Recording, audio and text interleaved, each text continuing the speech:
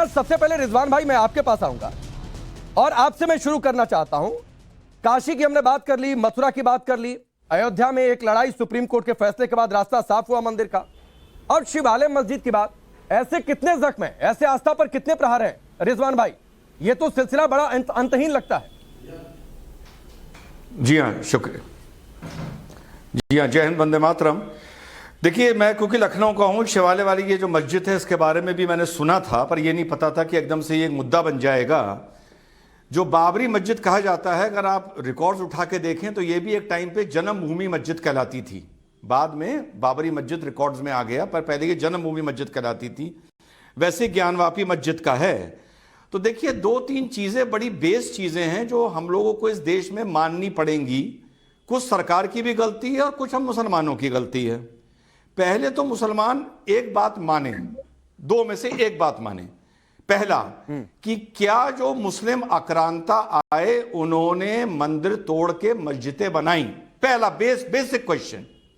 अगर मुसलमान कहता है नहीं, वो बड़े शांति प्रिय लोग थे, उन्होंने कोई मंदिर नहीं तोड़ा, ये जनसंघ का, हिंदूवादी ताकतों का, नए युग में भाजपा का एजेंडा है, तो मैं कहता हूं सीधे सीधे सबका सर्वे करवा लो। बिल्कुल ना घबराओ, बिल्कुल ना डरो, क्योंकि तुम्हारा ईमान साफ है, तुम्हारी नीयत साफ है। दूसरी चीज, अगर मुसलमान कहता है कि नहीं भाई, कुछ आक्रांताओं से गलती हुई, मंदिर तोड़े गए, अब यहां से दो रास्ते निकलते हैं।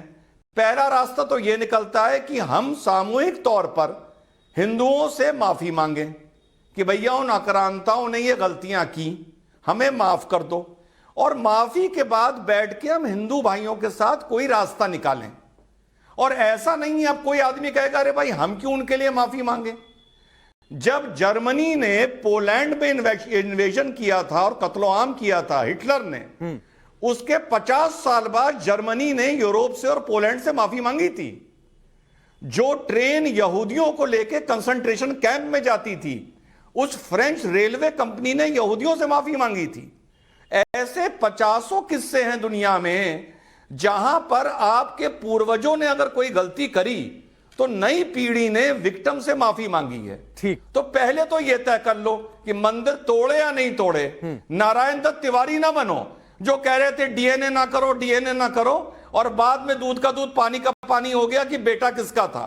तो अगर तुम्हारी नीयत साफ है तो सर्वे करवाओ, हर जगह का करवाओ, मथुरा काशी का नहीं, जहां जहां हिंदू कहता है या मंदिर था वहां का करवाओ।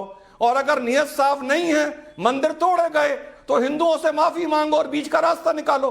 ठीक है, ठीक है। रिजवान भाई मैं आता हूं, जवाब साहब आपने इशारा किया, लेकिन मैं पहले असगर खान का भी रुख कर लूं, क्योंकि रिजवान भाई भी वकील हैं, बड़े तर्कों के साथ अपनी बात रखते हैं, और असगर खान भी वकील हैं, कानून को ये समझते भी हैं।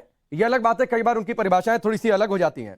असगर भाई, जो बातें रिजवान भाई ने कही, अगर दावों में दम है, अगर सच्चाई है, तो फिर डर कैसा?